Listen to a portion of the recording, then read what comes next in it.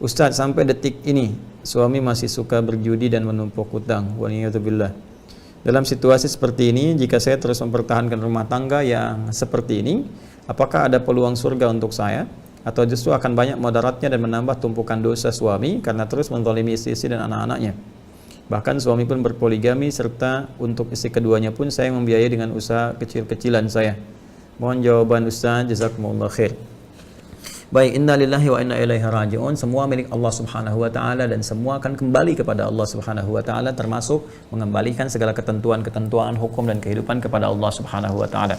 Di kalimat inna lillahi wa inna ilaihi raji'un ini jangan selalu disertakan dengan hal-hal yang sifatnya kematian atau duka cita ya dan sebagainya, tapi terkait dengan semua apa yang kita alami dalam kehidupan. Semua apa yang kita alami dalam hidup itu disebut musibah. Ya, ma'asabana, sesuatu yang menimpa kita sebagai ujian dari Allah Subhanahu wa taala untuk menguatkan kehidupan kita sekaligus memberikan nilai pahala dari proses kehidupan yang kita alami. Itu ada di Quran surah ke-2 Al-Baqarah di ayat 155, 156, 157 ya. Allah menyampaikan wala nabluwannakum bisyai'in minal khauf wal ju' wa naqsin minal amwal wal anfus wath thamarat wa basyiris sabirin. Ya, kemudian di ayat yang 156-nya alladzina idza asabathum musibah qalu inna lillahi wa inna ilaihi raji'un. Jaminannya ayat 157-nya ulaika alaihim salawatun min rabbihim wa rahmah wa ulaika humul muhtadun. Baik teman-teman sekalian, kata Allah, aku akan uji, semua manusia yang hidup akan diuji dengan beragam ujian kehidupan. Rasa khawatir, gitu kan, rasa takut, kemudian rasa lapar, persoalan di kehidupan rumah tangganya, dari mulai sakit sampai kehilangan jiwa, ujian pekerjaan, sampai ada hasil kerja keras yang dibawa oleh orang lain. Ya, kunci untuk menghadapi itu semua bersabar. Wa basyiris sabirin. Nah, bagaimana sabar itu? Alladzina idza asabathum musibah, yaitu orang-orang yang ketika mengalami apapun kehidupan, prosesnya dalam kehidupannya, di rumah tangganya, pekerjaannya dan segalanya, pertama yang harus ia lakukan inna lillahi wa inna ilaihi raji'un. Sadarkan pada jiwanya, kuatkan pada dirinya bahwa semua ini Allah tetapkan. Ya, dan tidak mungkin Allah menetapkan segala sesuatu kecuali ada hikmah kebaikan bagi hambanya. Karena itu untuk mendapatinya wa ilaihi raji'un, kembalikan semua cara solusi mengatasinya kepada Allah Subhanahu wa taala. Nah, dalam rangka itu bagaimana kita mengembalikannya? Mari kita lihat. Nah, saudariku yang baik, pertama izinkan saya mendoakan semoga Allah memberikan hikmah yang terbaik dan meringankan segala ujian yang tengah Anda hadapi.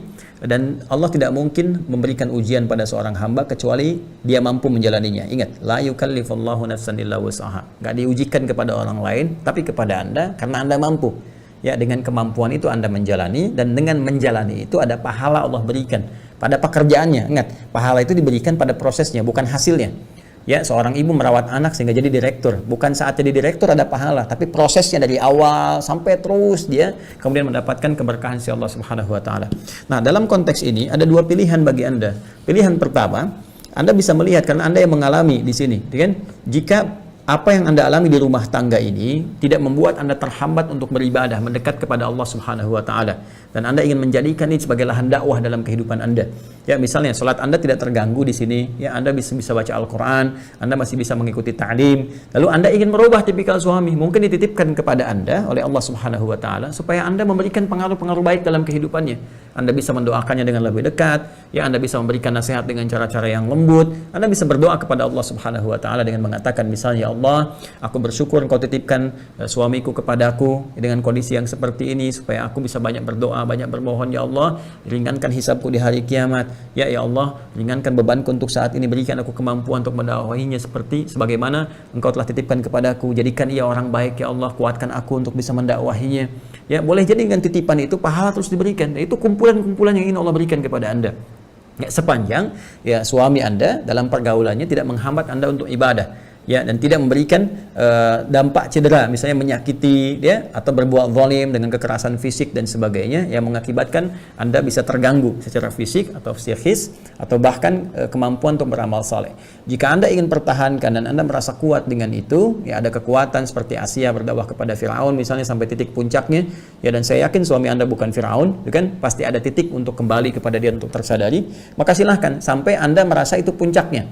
Ya, artinya apa? Anda telah berdoa, Anda telah mensupport misalnya dengan cara yang baik, ya, menunjukkan kepada jalan-jalan kebaikan, kemudian mengarahkan dengan nasihat-nasihat yang baik melalui orang-orang lain misalnya atau sekitarannya. Boleh Anda lakukan. Ya, dan salah satu cara yang terbaiknya bisa Anda amalkan Quran surah keempat An-Nisa di ayat 35. Ya, Quran surah keempat An-Nisa ayat 35, paling kiri di pertengahan di mushaf standar. Wa in khiftum shiqaqa bainihima fab'athu hakaman min ahli wa hakaman min ahliha. Ya, dan jika Anda khawatir ada perpecahan yang sangat serius di rumah tangga, maka Anda bisa utus orang-orang terbaik dari keluarga Anda dan dari keluarga pihak suami. Ya, kemudian dipertemukan, jadi jalan keluar di situ. Ya, jika Anda tidak bisa menghadapnya sendirian, khawatir ada fitnah atau ada macam-macam, Anda sertakan wali terbaik dari keluarga yang paling dekat, dari keluarga Anda. Kalau dia nggak bisa dinasihati, langsung dengan keluarganya. Yurida islaha yuwaffiqillahu bainahuma. Jika memang ada niat baik dari suami untuk berubah, untuk jadi lebih baik, Allah akan berikan bimbingan. Tapi kalau dari sini kelihatan tidak ada perubahan misalnya, atau cenderung menzalimi Anda, mengerasi Anda, atau bahkan menghambat Anda untuk ibadah, dan memberikan beban lebih daripada apa yang seharusnya Anda lakukan, ya kan ini diminta untuk membiayai dan sebagainya. Kalau itu permintaan dari si suami menuntut Anda bekerja, maka di sini Anda menjadi objek gitu kan, kekerasan dalam rumah tangga dalam konteks ini. Nah, jika itu tidak berhenti, tetap berlanjut, maka ini bisa menjadi jalan untuk menempuh pada aspek yang kedua, yaitu menuju gugatan untuk misalnya mengajukan pelajaran, ya pelajaran yang paling tingkat tertinggi dalam kehidupan berumah tangga, yaitu mengajukan perpisahan. Dalam arti di sini dari pihak istri kepada suami, ini bisa diajukan permohonan dia menalak atau khulu. Kalau dia misalnya tetap bertahan, tidak mau tapi tetap menzalimi Anda, menghambat Anda untuk ibadah, mencegah sholat, mencegah macam-macam, ada yang disebut dengan khulu namanya. Khulu, permohonan kepada hakim untuk memisahkan. Ya, ini bagian yang terakhir. Ya, ini bagian yang terakhir dari perjuangan, itu pun kalau setidaknya ada indikasi-indikasi membahayakan terhadap Anda atau terhadap keimanan Anda. Tapi sepanjang itu tidak ada misalnya, dan Anda masih punya kekuatan untuk mendakwahi, punya semangat untuk merubah, dan menerima ini sebagai ujian dari Allah, sebagai titipan, sampai saya wafat, mungkin ini tugas bagi saya untuk memperbaiki. Ya, tapi lihat tadi dampaknya tadi, kalau dampaknya memang tidak ada perubahan, tapi cenderung menyakiti, membuat Anda misalnya lebih jauh dari Allah dan sebagainya, maka itu pun tanda yang diberikan oleh Allah. Boleh jadi tugas Anda sampai di situ, tapi indikasinya tadi kumpulkan lagi orang-orang keluarga terdekat, ya dari pihak Anda, dari pihak suami, supaya tidak ada fitnah bagi Anda di kemudian hari.